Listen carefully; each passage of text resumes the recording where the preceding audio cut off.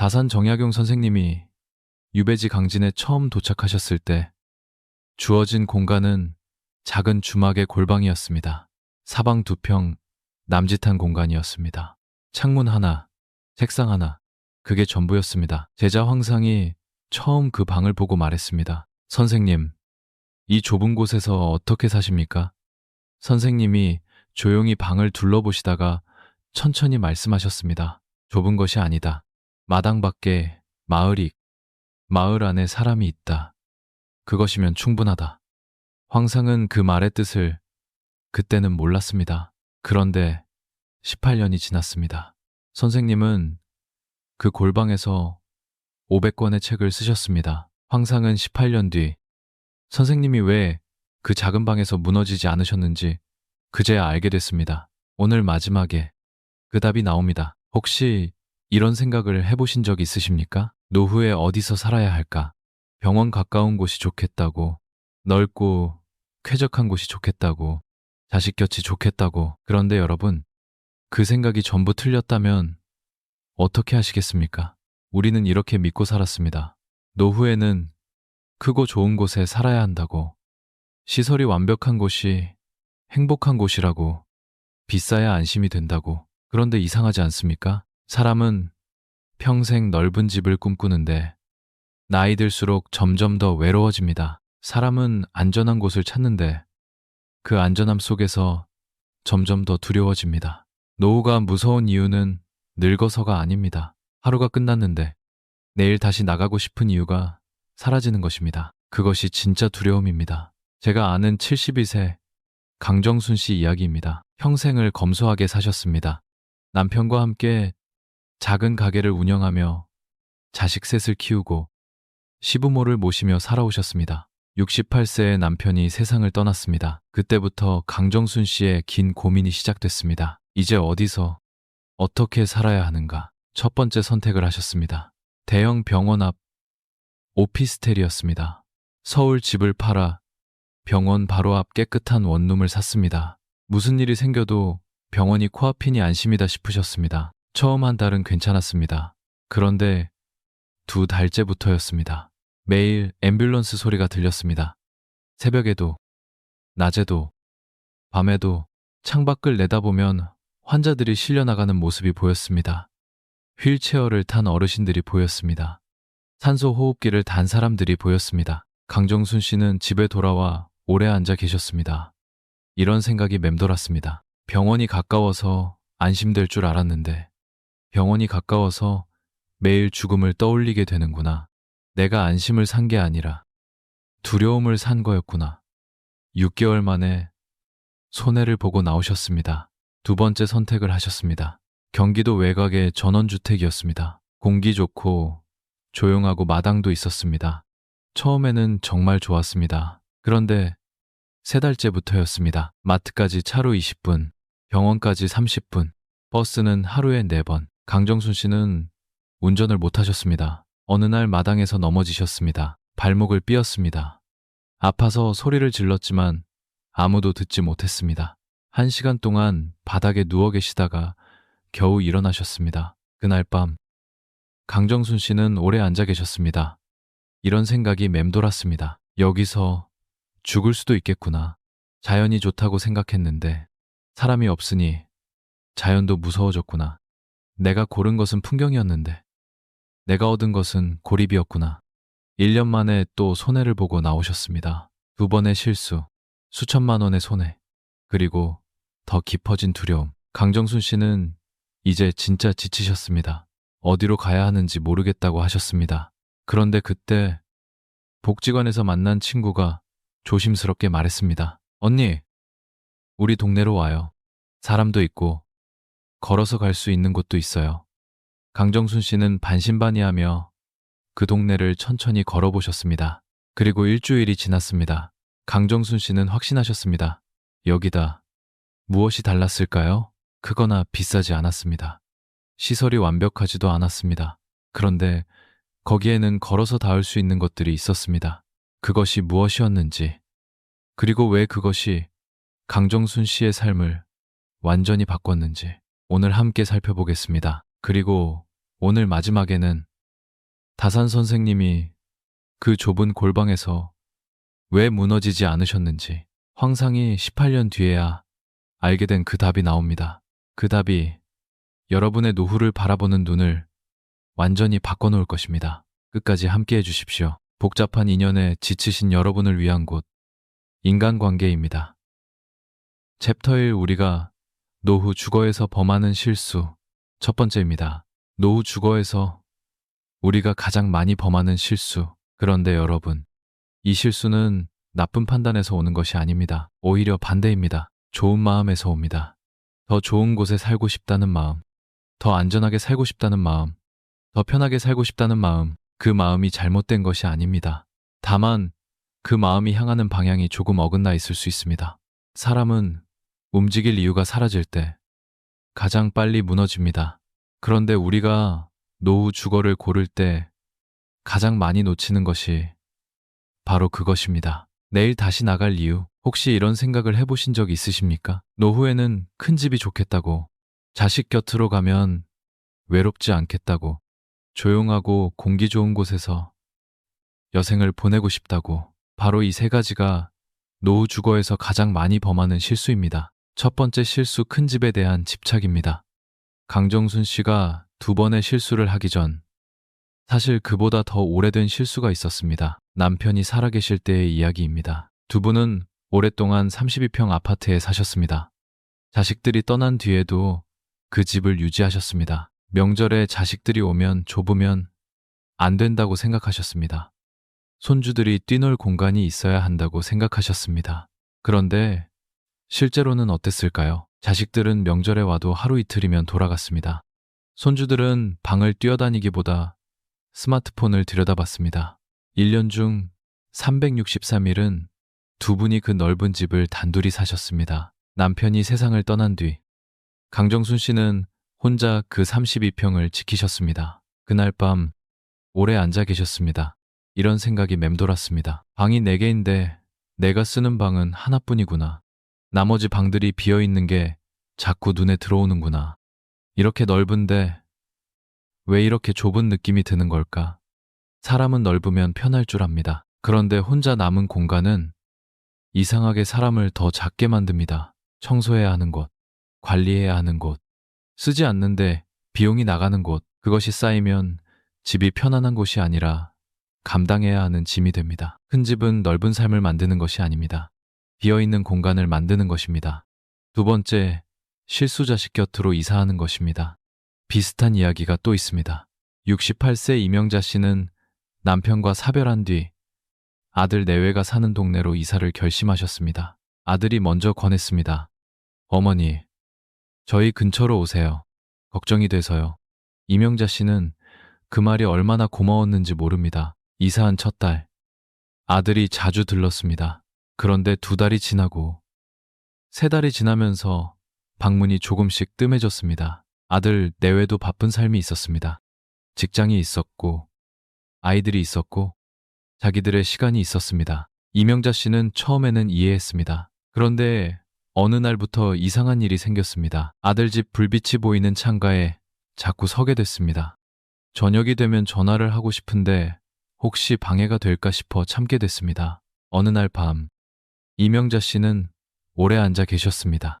이런 생각이 맴돌았습니다. 가까이 왔는데 왜 더 외로울까? 아들이 코앞에 있는데 왜 더 눈치가 보일까? 멀리 있을 때는 그냥 보고 싶었는데 가까이 오고 나서는 민폐가 될까봐 두려워졌구나. 어떤 분들은 이렇게 생각하실 수 있습니다. 위급할 때 도움이 되지 않겠냐고. 맞습니다. 그럴 수 있습니다. 그런데 여기서 중요한 질문이 있습니다. 매일의 삶은 어떻습니까? 위급한 순간은 1년에 한두 번입니다. 그런데 눈치가 보이는 날은 매일입니다. 보고 싶은데 참아야 하는 날은 매일입니다. 그것은 생각보다 사람을 빨리 지치게 만듭니다. 자식 곁으로 간다는 것은 안심을 사는 것이 아닐 수 있습니다. 매일의 눈치를 사는 것일 수 있습니다. 세 번째, 실수, 조용하고 외딴 곳을 고르는 것입니다. 70세 박승호 씨는 은퇴 후 제주도로 내려가셨습니다. 바다가 보이는 조용한 집이었습니다. 처음 몇 달은 매일 바다를 보며 커피를 마셨습니다. 그런데 6달이 지났을 때였습니다. 박승호 씨가 오랜 친구에게 전화를 했습니다. 나 올라갈게. 친구가 물었습니다. 왜요? 거기 좋다면서요? 박승호 씨가 잠깐 침묵하다가 말했습니다. 바다가 매일 똑같아. 그런데 사람이 없어. 집에 돌아와 오래 앉아 계셨습니다. 이런 생각이 맴돌았습니다. 풍경은 질린다. 그런데 사람은 질리지 않는다. 내가 원했던 것은 조용함이 아니었구나. 번잡함에서 벗어나고 싶었던 거였구나. 그런데 번잡함을 없애버리니까 나가고 싶은 이유도 같이 없어진 거구나. 왜 이런 일이 생기는 걸까요? 3가지 실수의 공통점이 있습니다. 큰 집을 고른 것도, 자식 곁으로 간 것도, 조용한 곳을 찾아간 것도 모두 무언가를 피하려는 선택이었습니다. 외로움을 피하려 했습니다. 불안을 피하려 했습니다. 번잡함을 피하려 했습니다. 그런데 피하는 선택은 그 대신 다른 것을 가져옵니다. 더 깊은 외로움, 더 작아지는 자신, 내일 나갈 이유가 없는 하루. 노후의 공간은 무언가를 피하는 곳이어서는 안 됩니다. 노후의 공간은 매일 나아갈 이유가 있는 곳이어야 합니다. 다산 정약용 선생님은 이렇게 말씀하셨습니다. 사람은 공간을 고르는 것이 아니라 연결을 고르는 것이다. 넓은 곳에 혼자 있는 것은 감옥이고 좁은 곳에 사람과 함께 있는 것은 세상이다. 선생님의 골방은 2평이었습니다. 그런데 선생님은 매일 그 골방 밖으로 나가셨습니다. 농부들의 이야기를 들으셨습니다. 아이들이 노는 것을 보셨습니다. 장터에서 물건을 파는 사람들과 이야기를 나누셨습니다. 골방은 주무시는 곳이었습니다. 선생님의 삶은 골방 밖에 있었습니다. 황상은 그것을 보며 이렇게 배웠습니다. 집의 크기가 삶의 크기가 아니라는 것을, 매일 걸어나갈 수 있는 곳이 있다는 것, 그것이 삶의 크기를 결정한다는 것을. 그렇다면 어떻게 해야 합니까? 3가지를 기억하십시오. 첫째, 집의 크기는 관리할 수 있는 크기로 고르십시오. 20평에서 25평이면 충분합니다. 청소가 가능하고 관리비가 부담스럽지 않고 빈방이 눈에 띄지 않는 크기, 그 크기가 몸도 마음도 편안하게 합니다. 둘째, 자식 곁이 아닌 내 하루를 채울 수 있는 곳으로 고르십시오. 자식은 자식의 삶이 있습니다. 내가 매일 나가고 싶은 이유가 있는 곳, 내 발걸음이 향하는 곳이 있는 동네를 고르십시오. 셋째, 조용함이 아닌 연결을 고르십시오. 소음이 없는 곳이 아니라 사람이 있는 곳, 풍경이 아름다운 곳이 아니라 걸어서 닿을 수 있는 것들이 있는 동네. 그 차이가 노후 20년의 질을 가릅니다. 챕터 2 걸어서 닿아야 할 4곳. 강정순 씨가 3번째 집을 고른 동네를 처음 걸어보셨을 때의 이야기입니다. 그 동네가 특별히 아름답지는 않았습니다. 비싸지도 않았습니다. 유명한 곳도 아니었습니다. 그런데 강정순 씨는 그 동네를 걸으면서 오랫동안 느끼지 못했던 감각이 돌아오는 것을 느끼셨습니다. 발걸음이 가벼워졌습니다. 이유가 뭔지 처음에는 몰랐습니다. 그런데 걸으면서 알게 됐습니다. 걸어서 닿을 수 있는 것들이 있었습니다. 사람은 걸어서 갈 수 있을 때 비로소 갑니다. 차를 불러야 하면 망설입니다. 택시비를 생각합니다. 날씨를 핑계로 미룹니다.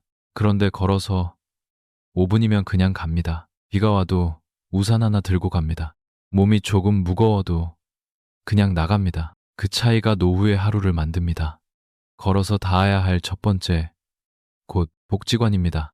강정순 씨가 새 동네로 이사하고 처음으로 복지관 문을 열었을 때의 이야기입니다.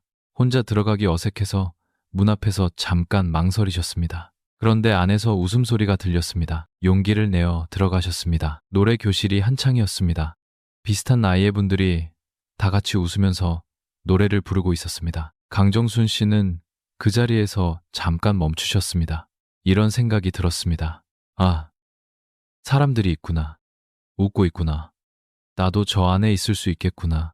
그날 강정순 씨는 회원 등록을 하셨습니다. 그리고 그 다음 날부터 달라졌습니다. 아침에 눈을 뜨면 생각이 달라졌습니다. 오늘 복지관에 가면 누가 있을까? 오늘은 어떤 수업이 있을까? 그것만으로도 이불을 걷어낼 이유가 됐습니다. 그리고 저녁에 불 꺼진 집으로 돌아가는 길이 조금씩 덜 무서워졌습니다. 비슷한 이야기가 또 있습니다. 66세 한미숙 씨는 이사한 뒤 오랫동안 복지관에 가지 않으셨습니다. 나이 든 사람들만 있는 곳이라는 생각이 드셔서였습니다. 내가 저런 곳에 가야 하나 싶은 마음도 있으셨습니다. 그런데 어느 날 친구의 권유로 한 번만 가보셨습니다. 일주일이 지났습니다. 한미숙 씨는 매일 가게 됐습니다. 집에 돌아와 이런 생각이 맴돌았습니다. 내가 왜 이렇게 오래 안 갔을까? 여기가 바깥 세상이었구나. 아침마다 갈 곳이 있다는 것이 이렇게 다를 줄 몰랐구나. 왜 복지관이 이렇게 중요할까요? 노후에 가장 먼저 무너지는 것은 몸이 아닙니다. 하루의 리듬입니다. 직장이 있을 때는 시간이 구조화되어 있었습니다. 일어나야 할 이유가 있었습니다. 나가야 할 이유가 있었습니다.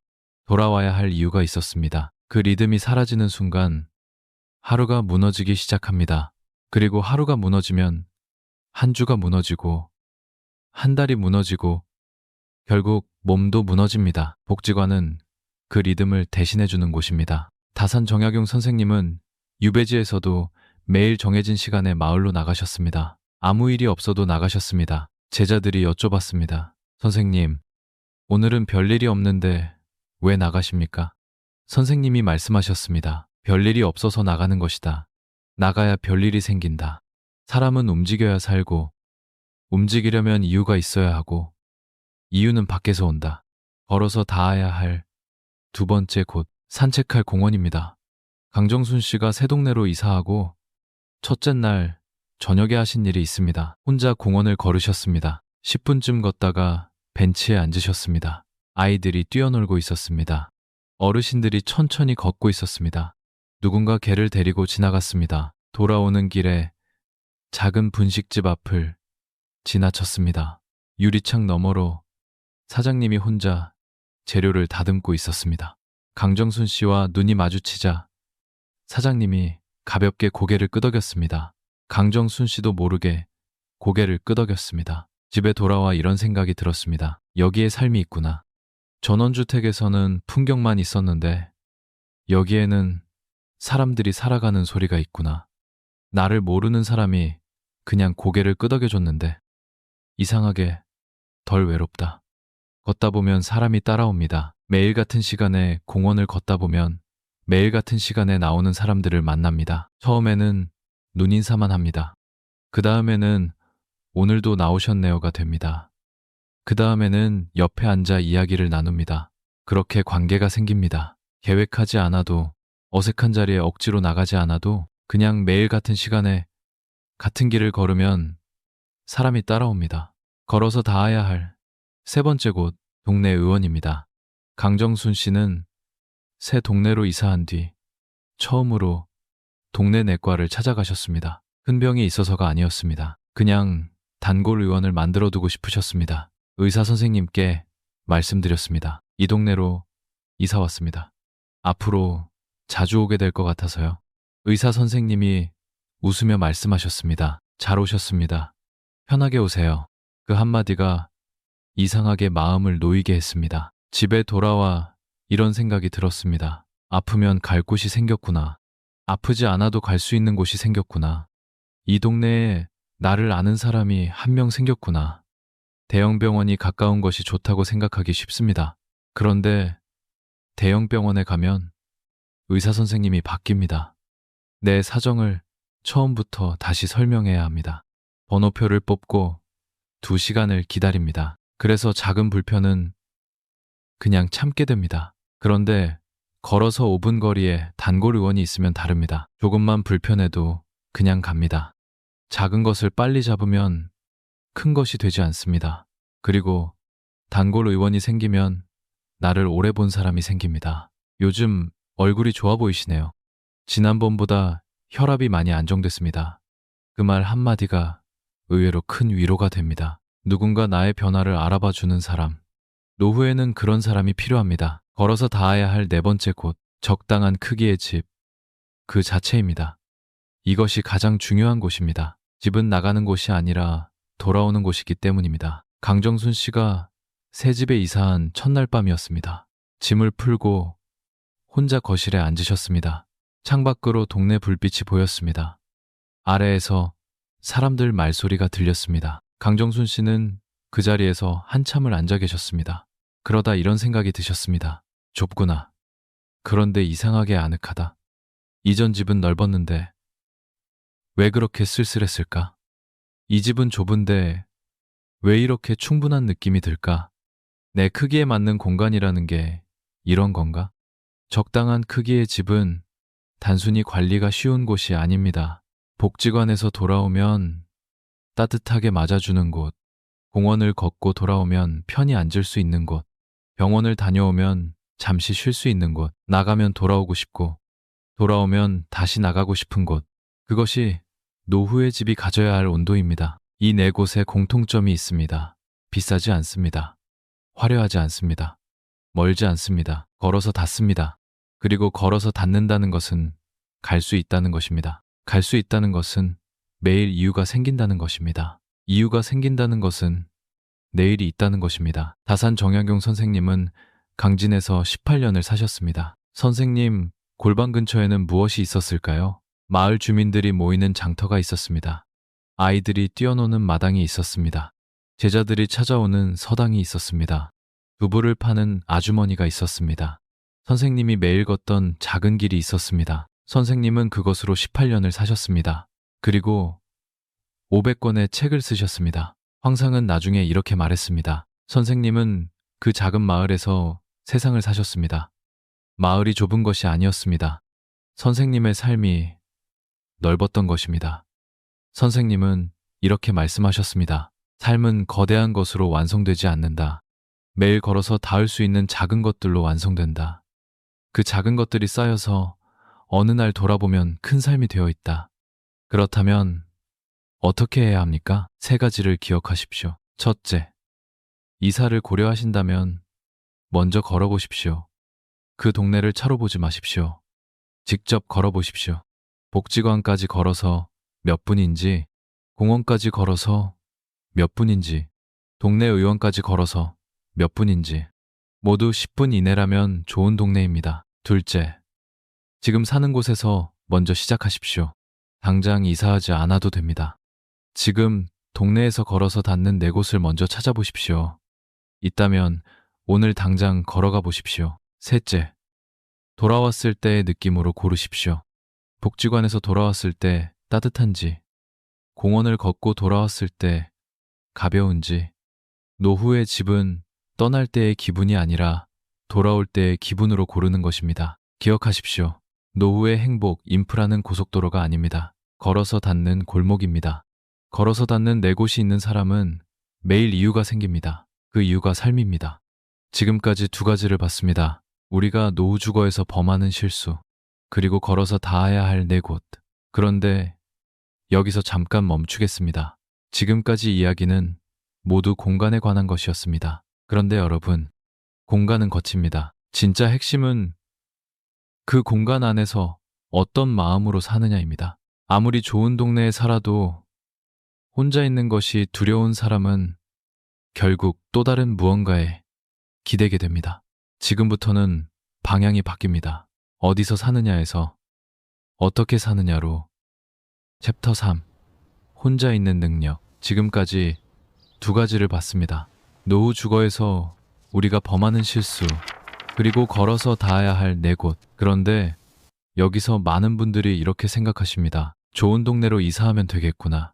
복지관 가까운 곳을 고르면 되겠구나. 아닙니다. 공간을 바꿔도 달라지지 않는 것이 있습니다. 아무리 좋은 동네에 살아도, 아무리 복지관이 가까워도, 밤 10시에 혼자 불을 끄고 누웠을 때 그 고요함이 두려운 사람은 어디서 살아도 결국 같습니다. 그리고 그 두려움이 사라지지 않으면 사람은 그 두려움을 채우기 위해 무언가에 계속 기대게 됩니다. 자식에게, 모임에, TV에, 아니면 그냥 잠드는 것으로. 오늘 세 번째 이야기는 그것입니다. 혼자 있는 능력입니다. 혹시 이런 경험이 있으십니까? 주변에 사람이 있는데도 외로운 날, 모임에서 웃고 돌아왔는데 집 문을 닫는 순간 더 허전한 날. 그건 혼자여서 외로운 것이 아닙니다. 혼자 있는 것이 낯설어서 외로운 것입니다. 외로움과 고독은 다릅니다. 외로움은 연결을 원하는 데 없는 것입니다. 고독은 스스로 선택한 혼자 있음입니다. 외로움은 고통입니다.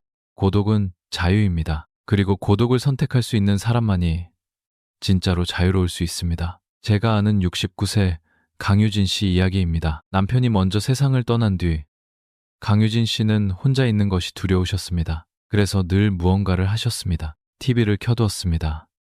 라디오를 틀어두었습니다. 밤새 불을 켜두기도 하셨습니다. 그런데 사실 그것들이 외로움을 없애주지는 않았습니다. 그냥 외로움이 들리지 않게 가려줄 뿐이었습니다. 어느 날 아침이었습니다. 강유진 씨는 평소처럼 일찍 일어나 TV를 켜려다가 잠깐 손을 멈추셨습니다. 그냥 그대로 앉아 계셨습니다. 창문으로 아침 햇살이 들어왔습니다. 밖에서 새소리가 들렸습니다. 멀리서 아이들 등교하는 소리가 들렸습니다. 강유진 씨는 아무것도 하지 않고 그냥 그 자리에 앉아 그 소리들을 듣고 계셨습니다. 10분쯤 지났을 때였습니다. 이상한 느낌이 들었습니다. 무섭지 않았습니다. 오히려 편안했습니다. 집에 돌아와 오래 앉아 계셨습니다. 이런 생각이 맴돌았습니다. 이게 외로운 게 아니구나. TV 소리가 없어도 괜찮구나. 내 집이 이렇게 조용한 줄 몰랐구나. 이 조용함이 무서운 게 아니구나. 오랫동안 이 조용함을 몰아내려 했는데 사실 이 조용함이 내 것이었구나. 그날 이후 강유진 씨는 달라졌습니다. 아침마다 일부러 10분씩 조용히 앉아 계시게 됐습니다. 처음에는 어색했습니다. 그런데 한 주가 지나고 두 주가 지나면서 그 10분이 하루 중 가장 기다려지는 시간이 됐습니다. 비슷한 이야기가 또 있습니다. 71세 노재현 씨는 은퇴 후 혼자 공원을 걷는 것이 두려우셨습니다. 주변에 아는 사람도 없고 혼자 걷고 있으면 초라해 보일 것 같으셨습니다. 그래서 늘 누군가와 약속을 잡고 나가셨습니다. 그런데 어느 날 약속이 취소됐습니다. 할 수 없이 혼자 공원을 나가셨습니다. 처음 5분은 어색했습니다. 그런데 걷다 보니 어느새 30분이 지났습니다. 나무잎이 바람에 흔들리는 것을 보셨습니다. 벤치에 앉아 하늘을 올려다보셨습니다. 아무도 신경 쓰지 않아도 됐습니다. 집에 돌아와 이런 생각이 맴돌았습니다. 혼자 걸으니까 더 많이 보이는구나. 누군가와 있으면 상대에게 신경을 써야 하는데 혼자 있으니까 나에게 신경을 쓸 수 있구나. 혼자가 외로운 게 아니구나. 혼자가 자유로운 거구나. 그 뒤로 노재현 씨는 매일 혼자 공원을 걷게 됐습니다. 처음에는 30분, 한 달이 지나자 1시간, 그리고 그 1시간이 하루 중 가장 충만한 시간이 됐습니다. 왜 이런 일이 생기는 걸까요? 우리는 어릴 때부터 혼자 있는 것은 좋지 않다고 배웠습니다. 혼자 밥을 먹으면 안 됩니다. 혼자 다니면 이상한 사람입니다. 친구가 많아야 잘 사는 것입니다. 그래서 혼자 있는 것을 두려워하게 됐습니다. 그런데 사실 혼자 있을 수 있는 능력이 없는 사람은 자신이 원하지 않는 관계에서도 벗어나지 못합니다. 눈치가 보여도 모임에 나갑니다. 불편해도 연락을 받습니다. 지쳐도 자리를 지킵니다. 왜냐하면 혼자 있는 것이 더 두렵기 때문입니다. 그런데 혼자 있는 것이 두렵지 않은 사람은 달라집니다.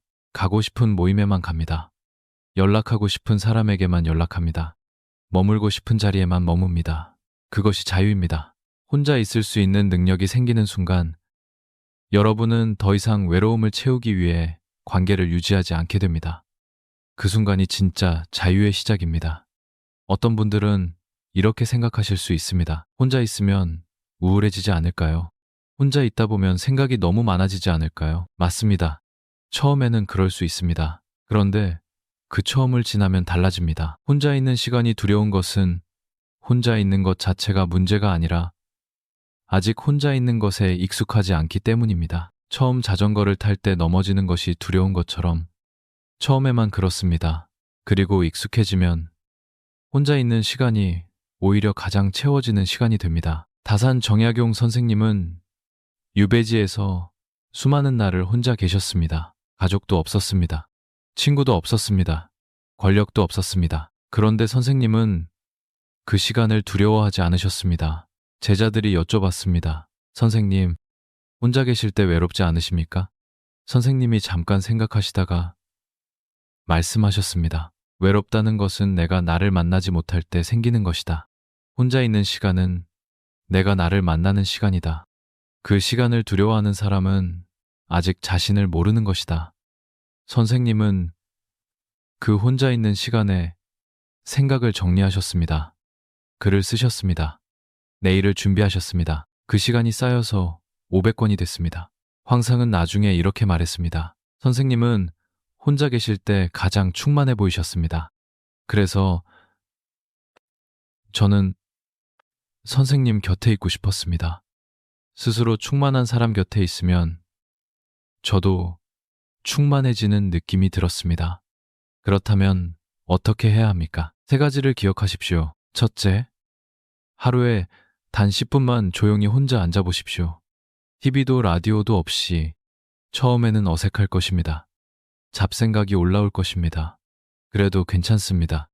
그 어색함이 익숙해지는 날, 여러분의 하루가 달라집니다. 둘째, 혼자 하는 것을 처량하게 보지 마십시오. 혼자 밥을 먹는 것, 혼자 공원을 걷는 것, 혼자 카페에 앉아 있는 것, 이것은 초라한 것이 아닙니다. 나 자신과 함께하는 것입니다. 가장 오래 함께할 사람과 시간을 보내는 것입니다. 셋째, 외로움이 밀려올 때 그것을 채우려 하지 말고 잠깐 들여다보십시오. 외로움은 항상 무언가를 알려줍니다. 내가 지금 무엇이 필요한지, 무엇이 그리운지, 그것을 알게 되면 외로움은 두려움이 아니라 나침반이 됩니다. 기억하십시오. 혼자 있을 수 있는 능력은 혼자 살아야 한다는 뜻이 아닙니다. 스스로 충만할 수 있는 능력입니다. 그 능력이 생기면 누군가와 함께 있을 때도 달라집니다. 채워달라고 기대는 것이 아니라 함께 있어서 더 좋은 것이 됩니다. 그것이 진짜 관계입니다. 그리고 그 진짜 관계를 만드는 법이 오늘 마지막 이야기에 있습니다. 챕터 4 관계를 줄이고 깊어지는 법. 혼자 있는 능력이 생기면 관계를 바라보는 눈이 달라집니다. 예전에는 관계가 많을수록 좋다고 생각했습니다. 연락처가 많을수록 든든하다고 생각했습니다. 모임이 많을수록 외롭지 않다고 생각했습니다. 그런데 노후에는 달라집니다. 숫자가 줄어드는 것이 두렵지 않고 오히려 관계가 더 선명해지기 시작합니다. 혹시 이런 경험이 있으십니까? 연락처에는 수백 명이 있는데 정작 오늘 힘들다고 전화할 수 있는 사람은 한 명도 생각나지 않는 날, 그 한 명도 없는 것이 문제가 아닙니다. 수백 명 중에서 그 한 명을 찾지 못하는 것이 문제입니다. 노후에 필요한 것은 많은 사람이 아닙니다. 나를 있는 그대로 아는 몇 사람입니다. 제가 아는 67세 임성민 씨 이야기입니다. 은퇴하기 전에는 인맥이 넓었습니다. 회사 동료들과 매주 저녁을 먹었습니다. 동창 모임에 빠지지 않았습니다. 명절에 연락을 돌리면 답장이 수십 개였습니다. 그런데 은퇴하고 1년이 지난 어느 저녁이었습니다. 임성민 씨는 식탁에 혼자 앉아 핸드폰을 들고 연락처를 천천히 넘기고 계셨습니다. 수백 명의 이름이 있었습니다. 그런데 이상했습니다. 이름은 있는데 얼굴이 잘 떠오르지 않는 사람들이 있었습니다. 언제 어떻게 만났는지 기억이 나지 않는 사람들이 있었습니다. 임성민 씨는 연락처를 넘기다 말고 전화기를 식탁 위에 조용히 내려놓았습니다. 아니 갑자기 더 조용해졌습니다. 오래 그 자리에 앉아 계셨습니다. 이런 생각이 맴돌았습니다. 나는 이 사람들 모두를 알고 있다고 생각했는데 사실 이 사람들 중에 나를 아는 사람은 몇 명이나 될까? 내가 힘들다고 했을 때 달려올 사람은 몇 명일까? 숫자가 많은 게 부유한 게 아니구나. 그 안에 진짜가 몇 명이냐가 중요한 거구나. 그 뒤로 임성민 씨는 천천히 달라지셨습니다. 억지로 유지하던 모임에 더 이상 나가지 않으셨습니다. 형식적인 연락을 먼저 끊으셨습니다. 그런데 이상한 일이 벌어졌습니다. 연락이 줄어들수록 외롭지 않았습니다. 오히려 남은 몇 명과의 관계가 전보다 훨씬 깊어졌습니다. 한 달에 한 번 만나도 진짜 이야기를 나눌 수 있게 됐습니다. 임성민 씨는 그 변화를 느끼며 이런 생각이 들었습니다. 관계의 숫자가 줄었는데 왜 더 풍요로운 느낌이 드는 걸까? 빠진 것은 관계가 아니라 형식이었구나. 비슷한 이야기가 또 있습니다. 70세 정은숙 씨는 오랫동안 명절에 연락 오는 사람 수로 자신의 관계가 얼마나 되는지를 재셨습니다. 그런데 어느 해 추석이었습니다. 연락처에 있는 수십 명이 카카오톡으로 인사를 보내왔습니다. 정은숙 씨는 하루 종일 답장을 보내셨습니다. 저녁이 됐습니다. 정은숙 씨는 카카오톡 답장을 보내다 말고 문득 창밖을 바라보셨습니다. 하루 종일 사람들과 인사를 나눴는데 집안은 이상할 만큼 조용했습니다. 오래 그 자리에 앉아 계셨습니다. 이런 생각이 맴돌았습니다. 오늘 하루 종일 인사를 주고받았는데 왜 이렇게 허전할까? 이 사람들 중에 내가 지금 어떻게 지내는지 아는 사람이 몇 명이나 될까? 우리는 서로를 모르는구나. 그냥 이름을 알고 있을 뿐이구나. 그날 이후 정은숙 씨는 달라지셨습니다. 명절 인사를 많이 보내는 것을 그만두셨습니다. 대신 그 중에서 진짜 보고 싶은 서너 명에게만 직접 전화를 하셨습니다. 전화를 받은 분들이 하나같이 말씀하셨습니다. 어머, 목소리 들으니까 진짜 반갑다. 정은숙 씨는 그 말이 오래 마음에 남았습니다. 카카오톡 하트 100개보다 목소리 한 번이 더 따뜻하구나. 왜 이런 일이 생기는 걸까요? 인간이 진심으로 관계를 맺을 수 있는 사람의 수는 생각보다 많지 않습니다. 에너지가 한정되어 있기 때문입니다. 100명과 나누면 1명에게 돌아가는 것이 적어집니다. 5명과 나누면 1명에게 돌아가는 것이 깊어집니다. 그리고 노후에는 에너지가 더 소중해집니다. 그러니 자연스럽게 정리되는 것은 잃는 것이 아닙니다. 흘러가는 것은 그럴 이유가 있어서 흘러가는 것입니다. 관계가 정리된다는 것은 삶이 선명해진다는 것입니다. 정리된 삶에는 빈자리가 생기는 것이 아닙니다. 여백이 생깁니다. 그리고 그 여백에 진짜 관계가 자리를 잡습니다. 다산 정약용 선생님은 유배지에서 많은 것을 잃으셨습니다. 지위를 잃었습니다. 재산을 잃었습니다. 수많은 인맥을 잃었습니다. 그런데 선생님은 이렇게 쓰셨습니다. 진짜 인연은 내가 가장 낮은 자리에 있을 때 찾아온다. 그때 남은 사람이 진짜다. 그리고 그 한 명이 100명의 지인보다 삶을 더 풍요롭게 한다. 선생님의 유배지 제자는 황상 한 명이었습니다. 화려한 인맥이 아니었습니다. 그런데 황상은 선생님이 세상을 떠나신 뒤에도 선생님의 이야기를 글로 남겼습니다. 선생님의 삶이 지금 우리에게 전해지는 것은 그 한 명 덕분입니다. 황상은 나중에 이렇게 말했습니다. 선생님은 저를 많은 제자 중 하나로 대하지 않으셨습니다. 그냥 저로 대하셨습니다. 그것이 전부였습니다. 그런데 그 전부가 평생을 만들었습니다. 그렇다면 어떻게 해야 합니까? 3가지를 기억하십시오. 첫째, 자연스럽게 멀어지는 관계를 붙잡으려 하지 마십시오. 억지로 끊을 필요도 없습니다. 억지로 유지할 필요도 없습니다. 흐르는 대로 두십시오. 흘러가는 것은 그럴 이유가 있어서 흘러가는 것입니다. 둘째, 남은 관계에 더 집중하십시오. 자주 만나지 않아도 됩니다. 만났을 때 진짜 이야기를 나눌 수 있는 관계면 충분합니다. 그리고 그 사람에게는 먼저 연락하십시오. 기다리지 마십시오. 셋째, 아는 사람과 가까운 사람을 구별하십시오. 아는 사람은 이름을 아는 사람입니다. 가까운 사람은 내가 힘들 때 생각나는 사람입니다. 이 둘에게 같은 에너지를 쓰지 마십시오.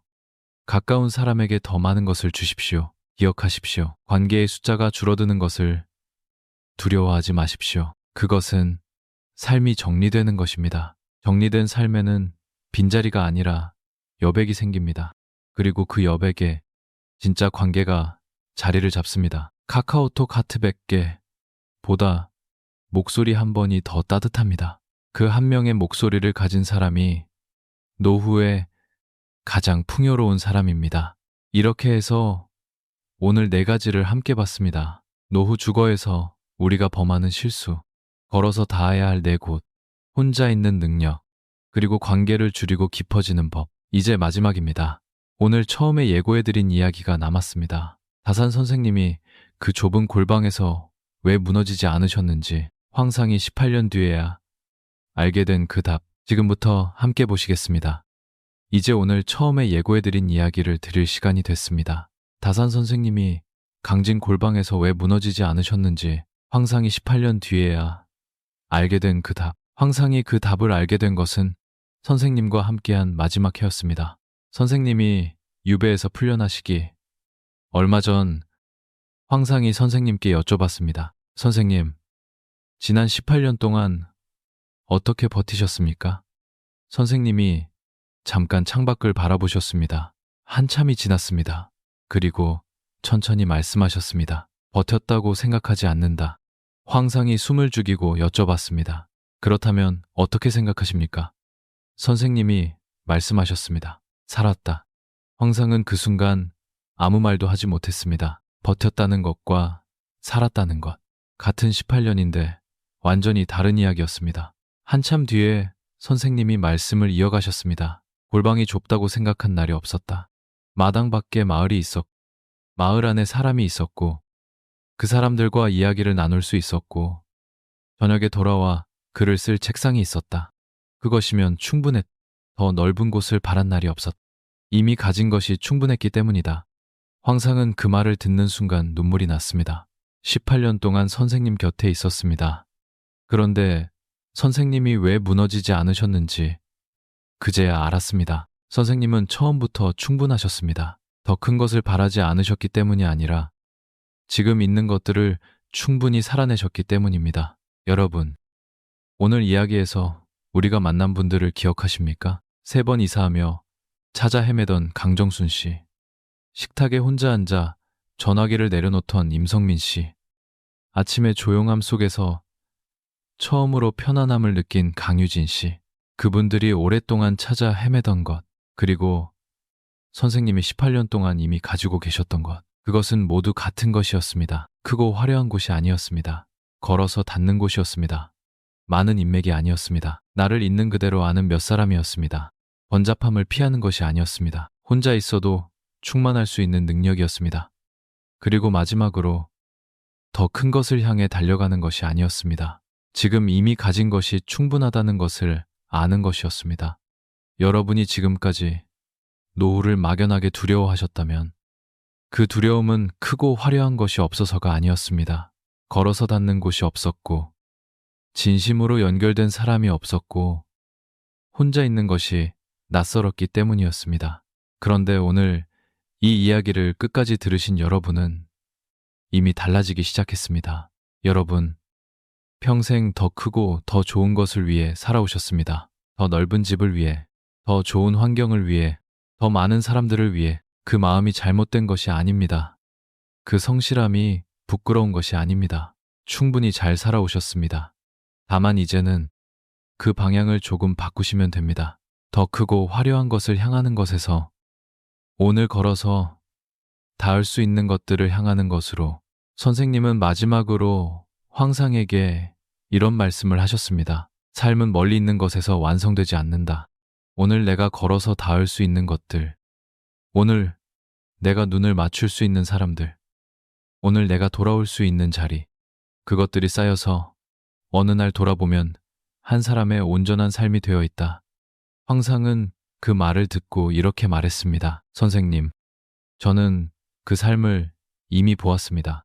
여러분, 오늘 이 이야기가 마음에 닿으셨다면 지금 당장 한 가지만 해주십시오. 오늘 가장 먼저 생각나는 한 사람에게 연락해 보십시오. 오래 연락하지 못한 사람이어도 괜찮습니다.